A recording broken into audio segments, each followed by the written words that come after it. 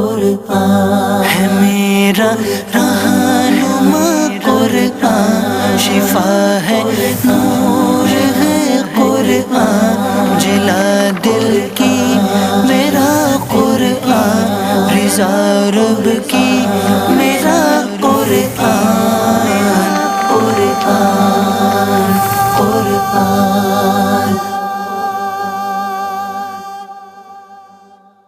الحمدللہ رب العالمین والصلاة والسلام علی سید المرسلین، اما بعد فاعوذ باللہ من الشیطان الرجیم، بسم اللہ الرحمن الرحیم۔ میٹھے میٹھے اسلامی بھائیوں اور مدنی چینل کے ناظرین، سلسلہ ہے ایک قصہ ہے قرآن سے۔ قرآن ہے میرا رہنما قرآن، شفا ہے نور ہے قرآن، جلا دل کی میرا قرآن، رضا رب کی میرا قرآن، قرآن قرآن۔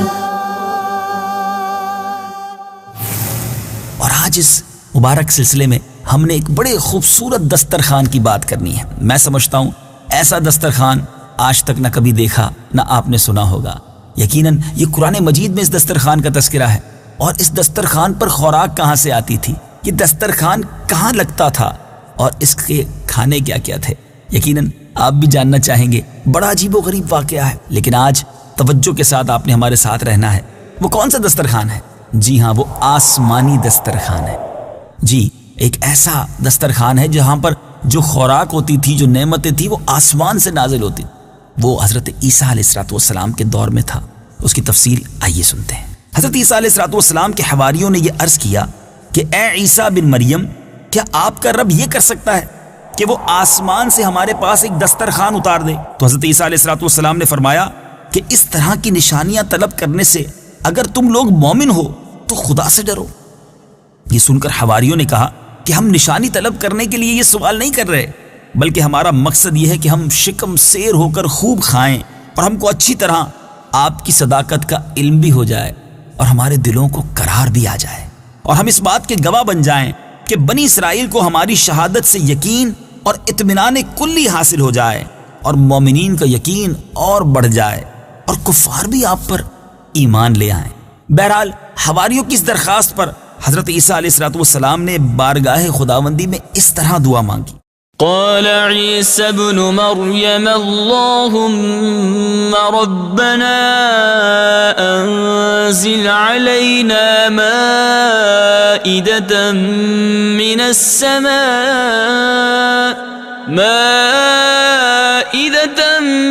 السماء تكون لنا عيدا لأولنا وآخرنا وآية منك وارزقنا وأنت خير الرازقين۔ ترجمہ: عیسیٰ بن مریم نے عرض کی، اے اللہ، اے ہمارے رب، ہم پر آسمان سے ایک دسترخوان اتار دے جو ہمارے لیے اور ہمارے بعد میں آنے والوں کے لیے عید اور تیری طرف سے ایک نشانی ہو جائے، اور ہمیں رزق عطا فرما، اور تو سب سے بہتر رزق دینے والا ہے۔ حضرت عیسیٰ علیہ السلام کی دعا پر اللہ تعالیٰ نے فرمایا کہ دسترخوان تو اتار دوں گا، لیکن اس کے بعد بنی اسرائیل میں سے جو کفر کرے گا میں اس کو ایسا عذاب دوں گا کہ تمام جہان والوں میں سے کسی کو ایسا عذاب نہیں دوں گا۔ چنانچہ اللہ تعالیٰ کے حکم سے چند فرشتے ایک دسترخوان لے کر آسمان سے اترے، جس میں 7 مچھلیاں اور 7 روٹیاں تھیں۔ حضرت ابن عباس رضی اللہ تعالیٰ عنہما سے روایت ہے کہ فرشتے دسترخوان میں روٹی اور گوشت لے کر آسمان سے زمین پر نازل ہوئے، اور بعض روایتوں میں یہ بھی آیا ہے کہ تلی ہوئی ایک بہت بڑی مچھلی تھی جس میں کانٹا نہیں تھا، اور اس میں سے روغن ٹپک رہا تھا، اور اس کے سر کے پاس نمک اور دم کے پاس سرکہ تھا، اور اس کے ارد گرد قسم قسم کی سبزیاں تھیں، اور 5 روٹیاں تھیں، ایک روٹی کے اوپر روغن زیتون، دوسری پر شہد، تیسری پر گھی، چوتھی پر پنیر، 5ویں پر گوشت کی بوٹیاں تھیں۔ دسترخوان کے ان سامانوں کو دیکھ کر حضرت عیسیٰ علیہ السلام کے ایک حواری یعنی آپ کے ایک ساتھی شمعون نے کہا کہ جو تمام حواریوں کا، تمام ساتھیوں کا سردار تھا، کہ اے روح اللہ، یہ دسترخوان دنیا کے کھانوں میں سے ہے یا آخرت کے؟ تو آپ نے فرمایا کہ یہ نہ تو دنیا کے کھانوں میں سے ہے نہ آخرت کے، بلکہ اللہ تعالیٰ نے اپنی قدرت کاملہ سے تمہارے لیے اس کھانے کو ابھی ابھی ایجاد فرما کر بھیجا ہے۔ پھر حضرت عیسیٰ علیہ السلام نے بنی اسرائیل کو حکم دیا کہ خوب شکم سیر ہو کر کھاؤ، اور خبردار اس میں کسی قسم کی خیانت نہ کرنا، اور کل کے لیے ذخیرہ بنا کر نہ رکھنا۔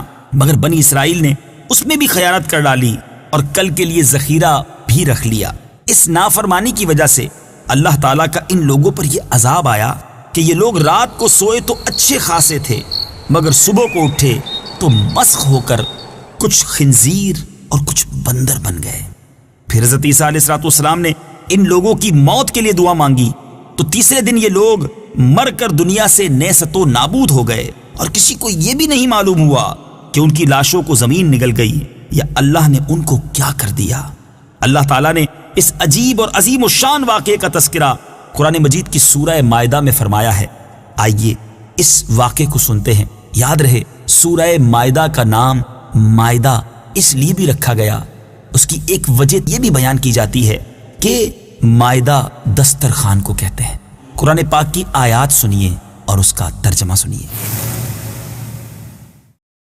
قال عيسى ابن مريم اللهم ربنا أنزل علينا مائدة من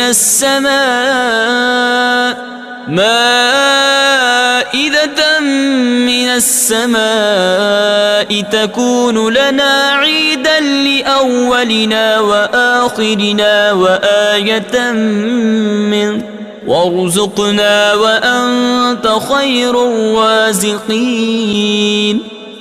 ترجمہ: عیسیٰ بن مریم نے عرض کی، اے اللہ، اے ہمارے رب، ہم پر آسمان سے ایک دسترخوان اتار دے جو ہمارے لیے اور ہمارے بعد میں آنے والوں کے لیے عید اور تیری طرف سے ایک نشانی ہو جائے، اور ہمیں رزق عطا فرما، اور تو سب سے بہتر رزق دینے والا ہے۔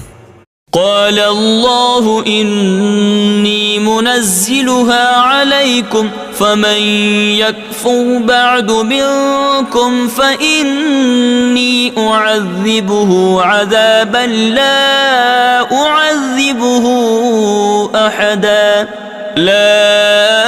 أعذبه أحدا من العالمين۔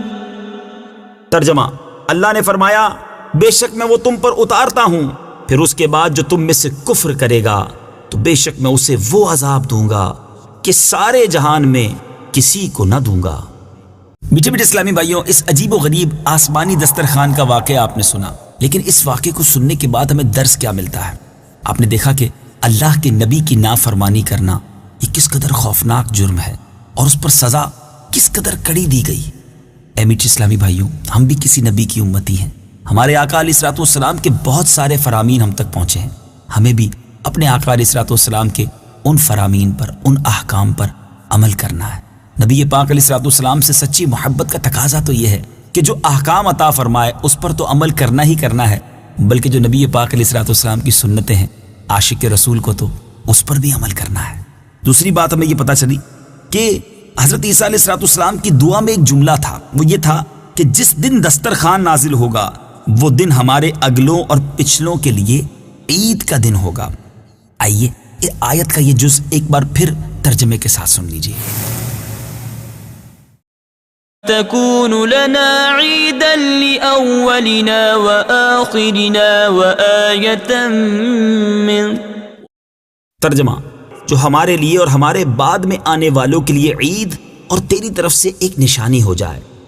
تو آپ نے سنا میٹھے اسلامی بھائیوں کہ جس دن قدرت خدابندی کا کوئی خاص نشان ظاہر ہو اس دن خوشی منانا، مسرت و شادمانی کا اظہار کر کے عید منانا، یہ تو اللہ کے نبی حضرت عیسیٰ علیہ السلام کا مقدس طریقہ ہے، یہ نبی کی سنت ہے۔ اب نبی پاک علیہ السلام کی جس دن ولادت ہوئی یعنی 12 ربیع الاول، 12ویں رات اور 12ویں کا دن، گویا یہ تو اللہ عز و جل کی ایک عظیم نشانی، اللہ کی عظیم نعمت کے ظہور کا دن ہے۔ تو اگر اس دن کو عید کے طور پہ منایا جائے، عید کی طرح اس میں خوشیاں منائی جائیں، تو یہ تو قرآن پاک سے ہمیں سیکھنے کو مل رہا ہے۔ تو اسی لیے تو عاشقان رسول اپنے گھر کو سجاتے ہیں، اچھے پکوان بناتے ہیں، محفلیں کرتے ہیں، نیا لباس پہنتے ہیں اور خوشی کا اظہار کرتے ہیں، سرکار علیہ الصلوۃ والسلام سے بڑھ کر بھی کوئی نعمت ہے؟